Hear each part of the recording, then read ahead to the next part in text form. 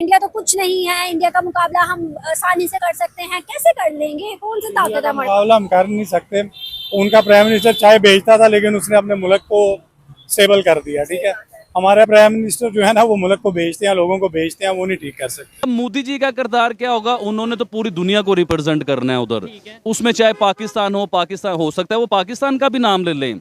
हो सकता है वो ये भी कहें कि पाकिस्तान का लाहौर दुनिया के पहले नंबर पे आलूदगी गंदगी के बीच में, यानी कि आबो हवा में, डस्ट में दुनिया के पहले नंबर पे आ चुका हुआ है। हो सकता है मोदी जी उधर पाकिस्तान को भी लेके जाएं कि हमारा हमसाया, हमारा नेबर जो है इस कंट्री में ये सारे मामला हो रहे हैं। हम टांगे चीर देंगे इस बार, और ये महिला भी नहीं देखेंगे हम कि पाकिस्तान इंडिया से बहुत पीछे है। अगर हम पैट्रियट होके ये कहीं आंखें बंद कर लें, कबूतर बिल्ली को देख के आंखें बंद कर ले, तो इससे फ़र्क नहीं पड़ेगा। अच्छा, हमारा एक पड़ोसी मुल्क भी है। इंडिया के बारे में एक बच्चा क्या सोचता है, जो एक 1 क्लास में पढ़ने वाला बच्चा पाकिस्तानी? कैसा मुल्क है? बुरा। बुरा मुल्क है। हाँ, क्यों बुरा वो? क्योंकि वो हमसे बहुत दिनों से, बहुत महीनों से लड़ता है जो। अच्छा, वो लड़ता है हमसे। हाँ, अच्छा, ये बात आपको किसने बताई है? ये मैं जानता हूँ खुद।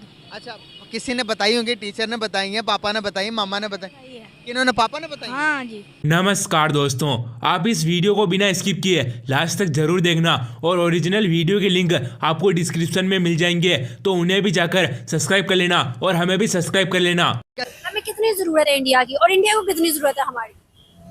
जरूरत काफी जरूरत एक तरीके से आप ये देख सकते हैं। अगर आपने इकोनॉमी टर्म्स रखनी है तो वो तो बड़ी अपेरेंट है, वो भी एग्रीकल्चर कंट्री, हम भी एग्रीकल्चर कंट्री। अगर आपने आईटी में रखना तो आईटी से हम उनको सबऑर्डिनेट रह सकते हैं, क्योंकि अभी वो आईटी में बहुत ज्यादा आगे जा रहे हैं, तो हम उनको सबऑर्डिनेट रह सकते हैं। तो कुछ टर्म एंड कंडीशन कंप्रोमाइजेस करके ही हम जा सकते हैं। बाकी अगर आप ये देखेंगे एलओसी पर, एलओसी और हमारे ईस्टर्न बॉर्डर पर अगर हम इस मिसाइल होते रहे और हम कहेंगे हमने दूसरी का हाथ बढ़ाना, तो ये बड़ा मुश्किल होगा। दोनों साइड के लिए कंप्रोमाइज होना पड़ेगा। इंडिया के किसको गले लग के मिलते हैं? मोदी को। Yes, India. क्या वजूहत है कि इंडिया की ग्रोथ रेट चाइना से ज्यादा निकल आई? क्यों? उनका आईटी डिपार्टमेंट बहुत स्ट्रॉन्ग है। उनका आईटी डिपार्टमेंट इस टाइम बेसिकली मेरी ट्रैवल एजेंसी है, पाकिस्तान में भी अब्रॉड भी। तो हमारे पीछे जो अभी भी हमारे आईटी डिपार्टमेंट के जो रिलेटेड जितने भी हैं ना, वो सारे इंडियंस काम कर रहे हैं। उन इंडियंस की जो कह लें कि उनकी जो ग्रोथ है ना, एजुकेशनल ग्रोथ है और सब्जेक्टिव ग्रोथ है, उनकी बहुत स्ट्रॉन्ग है। अब वो मल्टी टैलेंटेड बंदे हैं। अब आप किसी भी छोटे से बच्चे से भी बात करेंगे ना, तो आपसे इंग्लिश में बात करने की कैपेबिलिटी रखता है। और आप पाकिस्तानी किसी भी छोटे से बच्चे से बात करेंगे, यहाँ पे लिटरेसी रेट बहुत ज़्यादा है, तो वो आपसे बात ही नहीं कर सकता। उनके छोटे छोटे बच्चे आपसे इंग्लिश में बात करते हैं, तो बहुत फ़र्क है। आपको कहते हैं आईटी में हम भी बहुत अच्छे जा रहे हैं, फिर पाकिस्तानी आईटी क्यों नहीं? आईटी में हम अच्छे किधर जा रहे हैं? अभी आपको 4G पाकिस्तान से ख़त्म हो रहा है, 5G आ रहा है। आपकी कंपनीज ने यहाँ पे 4G की जो PTCL का उन्होंने कह लें कि MBs वगैरह उसकी शॉर्टेज करके 5G को प्रमोट कर रहे हैं।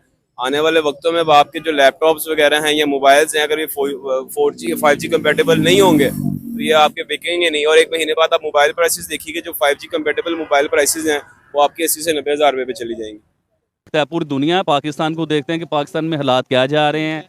पाकिस्तान में बिजली नहीं है, आटा नहीं, मतलब ईच एंड एवरीथिंग, जो बातें 1000 बार कर चुके हैं। लेकिन हम अपनी आर्मी के साथ कंपेयर नहीं कर सकते इन चीज़ों को। देखिए, हमारी आर्मी के पास वाकई जदीद टेक्नोलॉजी हैं, जदीद चीज़ें हैं, और वो 50 साल की प्लानिंग के साथ चलते हैं। लेकिन मैं इस चीज़ के आज भी खिलाफ हूँ, मैं इस चीज़ के हक में नहीं हूँ कि आप 50 साल की अपनी सारी बना के तो बैठ गए। आपने आम आदमी को देखा? आपने 50 साल की, मतलब ये अगर जो पॉलिसी बनाई उसमें एजुकेशन सिस्टम को रखा, उसमें आपने आईटी को रखा, उसमें आपने टेक्नोलॉजी को रखा, अगर वो भी चीजें साथ साथ हम लेके चलते तो शायद कहीं ना कहीं थोड़ा बहुत हम इस जो भी इस टाइम इंडिया देखें अपनी आर्मी को भी मजबूत कर रहा था, लेकिन साथ साथ अपनी अवाम को मजबूत कर रहा था। अवाम को इंडिया मजबूत कैसे कर रहा था? कलम पेंसिल से, एजुकेशन से, पढ़ाई से। देखिए, कोई इंजीनियर बनता है, कोई डॉक्टर बनता है, कोई कुछ बनता है, कोई कुछ बनता है। पूरी दुनिया में इंडियन वजीर आजम बनते हैं, पूरी दुनिया में इंडियन आईटी एक्सपर्ट बनते हैं। मतलब हर जगह किससे? स्टडी से है ना सारा कुछ। हम लगे रहे अपनी टेक्नोलॉजी फौज को मजबूत करने के लिए, अपने बम को मजबूत करने के लिए, अपने वेपन को मजबूत करने के लिए। इंडिया ने वेपन बनाया पेंसिल की शक्ल में। इंडिया ने वेपन बनाया कंप्यूटर की शक्ल में, जो कंप्यूटर से अपने लोगों को एजुकेशन दी उन लोगों ने। तो सर, ऐसे लोगों का आना बहुत ज़रूरी है। देखिए, इंजीनियर साहब का मैं एक बयान सुन रहा था बड़े मशहूर हैं, हमारे इस्लामिक स्कॉलर हैं जो हैं, उनका मैं बयान सुन रहा था, मैं हैरान हो रहा था कि इन्होंने इतनी बड़ी बात की, इन्हें अभी तक पकड़ा क्यों नहीं गया। इन्होंने हमारी आर्मी के लिए बताया था कि आर्मी हमारी काबे की छत के ऊपर खड़ी होकर भी ये बात करे ना कि हम सियासत में इन्वॉल्व नहीं होंगे तो लोग इन पे जब भी यकीन नहीं करेगा। देखिए मैं भी, पाकिस्तानी आर्मी, जी हाँ, पाकिस्तानी आर्मी के इंजीनियर साहब ने ये बात की थी और ये बहुत वायरल हुआ था ये। तो मैं भी अपनी आर्मी को मैसेज देना चाहूँगा, देखिए आपका काम है हमारी हिफाजत करना, बॉर्डरों को संभालना, पूरी दुनिया में अगर पाकिस्तान की तरफ को मैली आंख से देखता है उसकी आंख को निकाल देना, ये आपका काम है। लेकिन ये काम नहीं है कि आपको अवाम में नजर ही नहीं आना चाहिए, आपका तो काम ही नहीं है ये, आपको सियासत में नजर नहीं आना चाहिए, किसी वजीर आजम की पुष्ट पे आपका हाथ नहीं होना चाहिए। सर ये हकीकत है, इस चीज को मानना पड़ेगा। पाकिस्तान समेत दुनिया की 90% कंट्री जो है वो फॉल में जा रही है, लेकिन इंडिया ग्रोथ करता जा रहा है, क्यों? पहली बात तो ये है कि उधर पॉलिटिकल स्टेबिलिटी बहुत ज्यादा है। एशिया में सबसे ज्यादा सिक्योरिटी के मसाइल हैं, तो अब ये देखा जाए कि अफगानिस्तान, साउथ एशियन कंट्री में पाकिस्तान एंड देन उसके बाद अफगानिस्तान और तुर्कमेनिस्तान, ये स्टेट जो है वो ज्यादातर पॉलिटिकल मसाइल और इनके सिक्योरिटी मसाइल रहते हैं।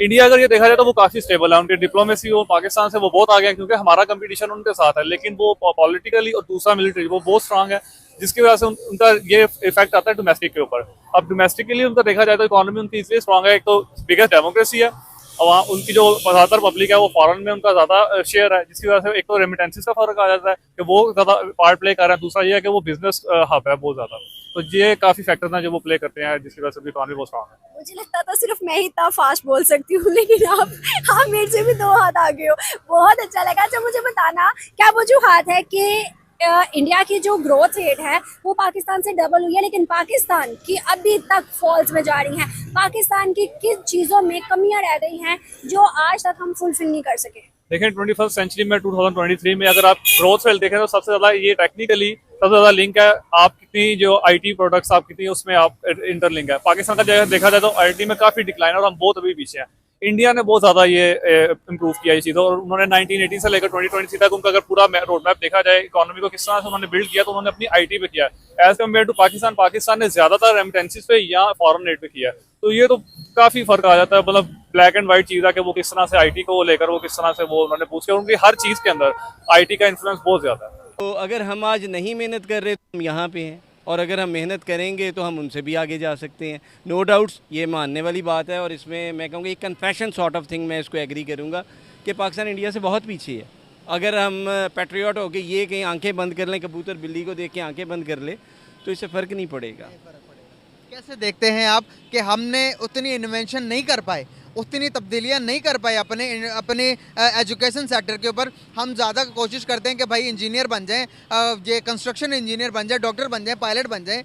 हमें तो पता ही नहीं था कि आज से 10 साल पहले कि IT भी कोई फील्ड होगी जिसके ऊपर कुछ काम हो सकता है। आज भी हमें माउस और सिर्फ मोनीटर पढ़ाया जाता है। कैसे देखते हैं आप इस वक्त जहाँ पे हम खड़े हैं मॉल रोड के ऊपर, आप यहाँ पर ही इस सड़क के ऊपर बड़े फैसले होते हैं, parliament house and so on, कई आप आज यही मेरे से क्वेश्चन करने से पहले हम लोग ये अगर फैसला कर लें कि इलेक्शन होंगे भी कि नहीं होंगे, किस डेट के होंगे, हम तो अभी ये करने के काबिल नहीं हुए। अगर ब्रूटल ऑनेस्ट हो के मैं आपको बात बताऊं तो ये चीज़ें तो हर एक को पता है। आप इधर एक रिक्शे वाले को रोक लें ना, वो भी आपको ये बातें बताएगा जी वो टेक्नोलॉजी बड़ी चीज़ है, पाइन फलां चीज़ बहुत है, ए हो जाए तो एंज हो जाए, हो जाए तो एंज हो जाए। हमारे ये ना कहें कि हमारे पास ब्रेन नहीं है। Pakistan is the most, I mean in the world, अगर वो सर्वे की मैं बात करूँ, मोस्ट टॉप 4 उनमें नेशंस में है जो कि इंटेलिजेंट कहलाती हैं, लेकिन मेरे ख्याल से अल्हम्दुलिल्लाह पाकिस्तान टॉप 2 में है। लेकिन इंटेलिजेंसी नज़र नहीं ना आती किसी ना। हम अगर बड़े बाहर की कंट्रीज़ में भी देखें ना, अमेरिका के किसी गूगल के CEO ना ट्विटर के CEO हैं, वो भी इंडियंस ही हैं। भाई जिस मुल्क में इलेक्शन अभी तक इस बात पे होते हैं कि पक्की सड़क बना दी ते नालियाँ पक्कियाँ करा दी ते वोट मैनू दे दो, तो उनसे आप क्या एक्सपेक्ट कर रहे हो? वो लोग क्या करेंगे? वो नहीं, आपने अभी कहा ना कि हमारी इंटेलिजेंस के लिहाज से दुनिया दूसरे नंबर पर। हाँ, तो इंटेलिजेंस इस बात में नहीं है। आप मुझे ये बताएं कि आप OA लेवल्स का ही देख लें, चलें आप किसी शोबे में देख लें, OA लेवल्स में जितने पाकिस्तानी बच्चों ने रिकॉर्ड उन्हीं के ब्रेक किए हैं, वो कौन है उसमें? कोई भी नहीं है। सिस्टम उनका, क्रिकेट में देख लें, ठीक है इस वक्त हम क्रिकेट में पिट के आ रहे हैं, वो एक अलग बात है, लेकिन हम लोग किसी काम में अल्हम्दुलिल्लाह पीछे नहीं है, बिकॉज अल्लाह ने हमें इस तरह का बनाया है, टैलेंट वो हमें दिया है, उसको नर्चर तो हमने करना है ना, ग्रूम तो हमने करना है। सर इतना टैलेंट है तो ये मुल्क के ऊपर कर्जा इतना चढ़ गया, ना हमारे पास बाहर से इन्वेस्टमेंट आ रही है, ना हमारे फॉरेन रिजर्व के अंदर पैसे कुछ पड़े हुए हैं, ना हमारी GDP कोई बिलियन डॉलर्स को ट्रिलियन डॉलर्स को टच कर रही है। तो दोस्तों वीडियो आपको कैसा लगा आप हमें कमेंट में जरूर बताना। अगर आपने इस वीडियो को यहाँ तक देख लिया है तो आपको सब कुछ समझ में आ गया होगा।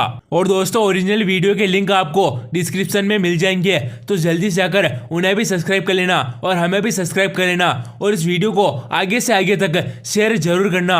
और ये वीडियो अच्छा लगा हो तो वीडियो को लाइक और हमारे चैनल को सब्सक्राइब जरूर कर लेना और घंटे के निशान को भी दबा लेना। जैसे हम वीडियो लेंगे सबसे पहले आपके पास ही आएगा। और हम मिलेंगे इससे और नए वीडियो में, तब तक के लिए धन्यवाद। जय जवान जय किसान।